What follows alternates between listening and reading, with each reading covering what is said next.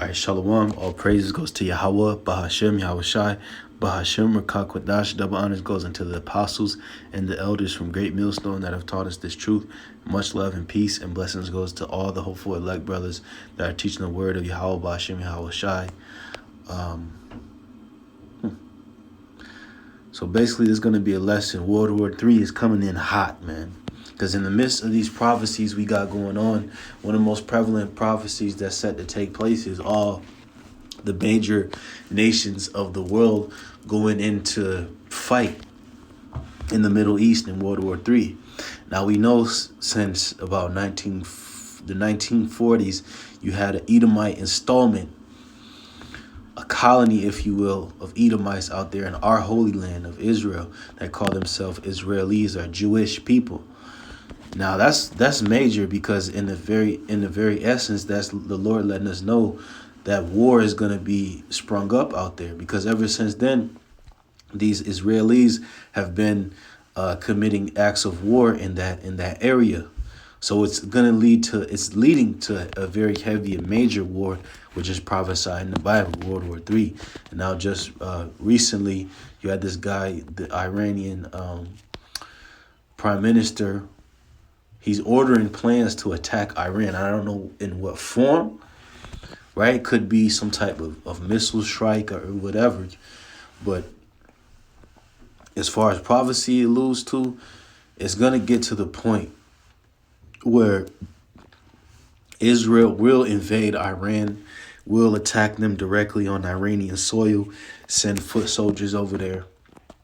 And that's going to be the start of World War III. So let's just read this and get to a few scripture breakdowns. This says for express.com.uk, Israel military chief orders plans to attack Iran. Biden given ultimatum. So it shows you who's running the show. The fact that these Israeli rat bastards have to give the ultimatum to, the American bastards, because Americans are no better. The American Edomites are no better than Israeli Edomites. But it shows you who's running the shot. It says Israel is ready to launch an attack on Iran and has warned the U.S. against a return to the Iran nuclear deal, sparking fears of World War III. I don't want this to be playing. Block you.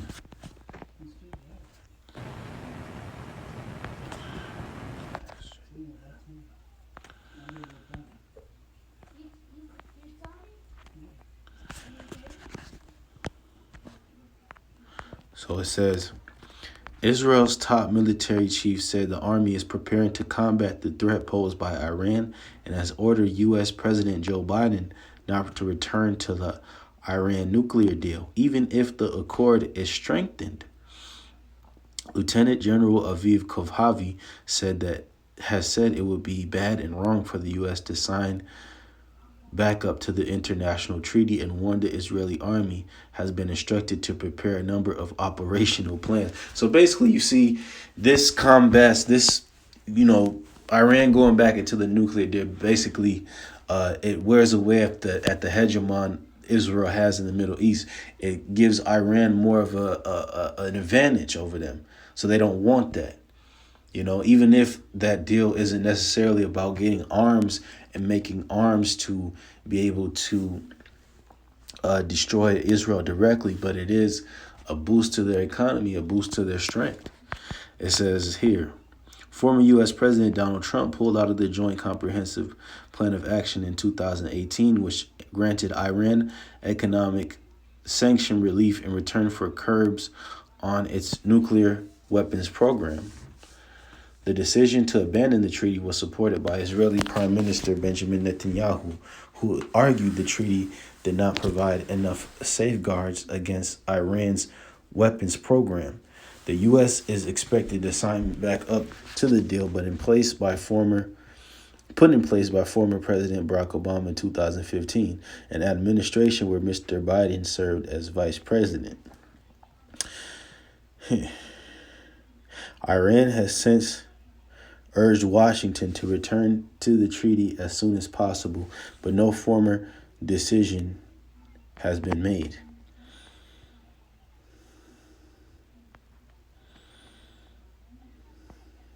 So, and you got this other article. I mean, they're planning an attack, man. So this is an article going back to.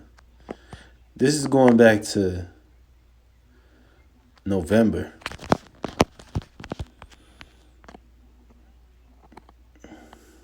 Because it says Iran's foreign minister, and this is weird because this article is dated to the 1st of February 2021, but it's only January 29th. So, and I believe when I actually went to this article, it said November. So I don't know about that. It says Israel planning to attack U.S. forces to spark Iran war. New intelligence reports suggest that Israel is plotting attacks on U.S. forces in Iraq to provoke war between Washington and Tehran. Iran's top diplomat said on Saturday, but understand, take from out of that, what you should take from that is the word provoke, because that's prophecy. That's what Israel is trying to do. So let's go to Jeremiah 49. Jeremiah 49 and 20. Therefore hear the counsel of the Lord, that he hath taken against Edom, and his purposes that he hath purposed against the inhabitants of Teman. Surely the least of the flock shall draw them out. Surely he shall make their habitations desolate with them. And who is the least of the flock? The least among the Edomites, meaning the most deplorable Edomites. And if I'm not mistaken, that word should be Tazayar. Yep, Tazayar. Because this could mean young, it could mean least, but also could mean based or insignificant, right? A weakling, in other words. And that's what these so-called Jews are. They're weaklings amongst their other people. They're strong in the fact that they're of their banking system, but they are the so-called Israeli Jays in the Middle East are not a major factor. Like they can't go toe to toe with a Russia or England or France or America. You know what I mean? So they're the least amongst the Edomites. But given their least position, they're the ones that's going to draw out the rest of their people to fight in this war. Because it says, surely the least of the flock shall draw them out. Surely he shall make their habitations desolate with them. And the desolation is going to come when these thermonuclear missiles get shot off. Okay? So if you read in Jeremiah 50 and 45, it says, therefore hear ye the counsel of the Lord, that he hath taken against Babylon, and his purposes that he hath purposed against the land of the Chaldeans. Surely the least of the flock shall draw them out. Surely he shall make their habitation desolate with them. And now why is that so similar to what he said about Edom? Because the Edomites, they are the ones that are the modern day Babylonians. That's why these two scriptures are parallel, right? Because you got Edom at large, and you got these Babylonians, or Babylon the Great, which is America, right? So these Edomites at large, and Babylon specifically, the American Edomite, will be drawn into World War III by the so-called Israeli J. So this is Joel chapter 3 and verse 1. For behold, in those days and in that time, when I shall bring again the captivity of Judah and Jerusalem. So this means in the times when Yahweh B'Shem Yahushai is going to steal our captivity. In other words, deliver us from slavery. I will also gather all nations and bring them down into the valley of Yahweh Shaphat, and I will plead with them there for my people and for my heritage Israel, whom they have scattered among the nations and parted my land. So you see, the judgment is coming to these heathens because of what they did to us. They sold us into captivity. So let's go down to verse 9. Proclaim thee this among the Gentiles, prepare war, wake up the mighty men, let all the men of war draw near. So look, this is what's happening. You have different super soldier programs being unleashed, What do you and new missiles being developed, new aircraft. Everything is in place. Even you go back to certain older forms of military technology, they're still fully functional to this day. Like I did a video, there's a specific machine gun that Esau has been using since the 1960s. But since it's so effective, it's still in use to this day. Those old guns didn't go anywhere. They're here now and they're activated so that they can be used in the time of World War III. It says, well, I shouldn't say activate, I should say they're on standby for World War III. And that's the Spirit of the Lord doing this. It says, beat your plowshares into swords and your pruning hooks into spears. And that represents changing from your agriculture to military infrastructure, to changing from more of a peacetime to wartime. Because in the ancient world, that's what they did. They would usually, because most men were farmers, they were crafters, they had tools sitting around. So when it was time for war, they could easily go to a blacksmith and meld that equipment into swords and spears and different weapons of war. So that's what the Lord is telling the nations now. It's time for y'all to go to war. So it's time to change from peace into wartime. It says, let the weak say, I'm strong. Assemble yourselves and come, all ye heathen, and gather yourselves round about. Gather where? The Middle East. Thither cause thy mighty ones to come down. Let the heathen be wakened and come up to the valley of Yehoshaphat. For there will I sit to judge all the heathen round about. You see? So he's going to judge these heathens, man. Starting with the chief heathen, Esau, was wicked ass, man. This Revelation chapter 20 and verse 7. And when the 1,000 years are expired, Satan shall be loosed out of his prison. So what is this 1,000 years? The 1,000 years represents the point of the fall of the Roman Empire, right? That's the 1,000 years.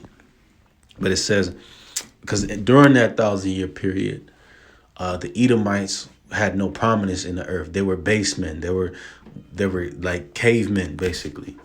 They were living rag and tags, and the ones that were in civilization were in servitude. And, gradually throughout time, they did get their prominence back, and that represents Satan coming out of his prison, right? It says, and shall go out to deceive the nation. So that's what Esau did after he got out of his prison sentence, so to speak. After the Edomites got out of captivity, the Caucasians, after they got out of slavery of the Dark Ages, they went across the earth, deceiving the earth with enlightenment ideas, with the Renaissance. There's false science. Because Esau will tell you of a truth when it comes to certain science, but other parts of his philosophy, his doctrine, is deceitful because it's lies. It's based upon lies.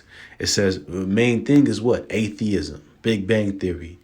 That's all lies. It says, which are in the four quarters of the earth, Gog and Magog, and this was Esau's task, right? To gather them together to battle, the number of whom is as the sand of the sea, right? The sand of the sea, meaning it's going to be many troops. That's why the scriptures call this the battle of Armageddon, okay? I'm going to see if I can get that.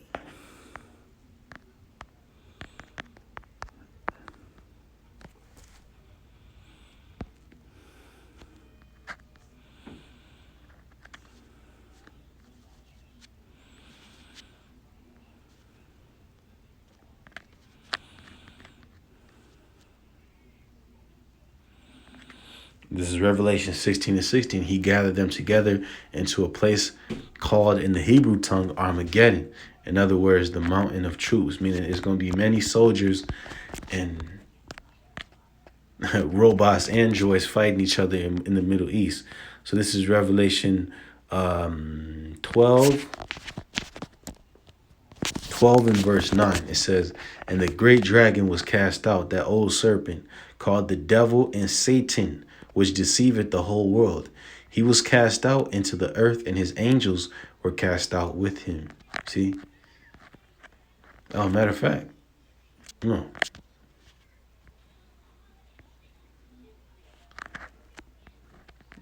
This read from verse 7. Revelation 12 and 7. And there was war in heaven. Michael and his angels fought against the dragon, and the dragon fought and his angels, and prevailed not, neither was their place found any more in heaven. So they fought and were destroyed. And that great serpent was cast out, that old serpent called the devil and Satan, which deceiveth the whole world. So at that point, this is the point when Esau, aka Satan, aka white people, aka the Caucasian, he's done his job, and it's time for him to go down. Yahweh Shai, this war between the dragon and his angels, by the way, I didn't expound on that, is the forces of World War III, starting with the Edomites versus Yahweh Shai. It says, and he was cast out into the earth, and his angels were cast out with him. And I heard a loud voice saying in heaven, now is come salvation and strength and the kingdom of our God and the power of his anointed. For the accuser of our brethren is cast down, which accused them before our power day and night. So these devils are definitely going down. So all praises goes to Yahweh Ba'ashem Yahweh Shai, Ba'ashem Rafa Kodash, Shalom.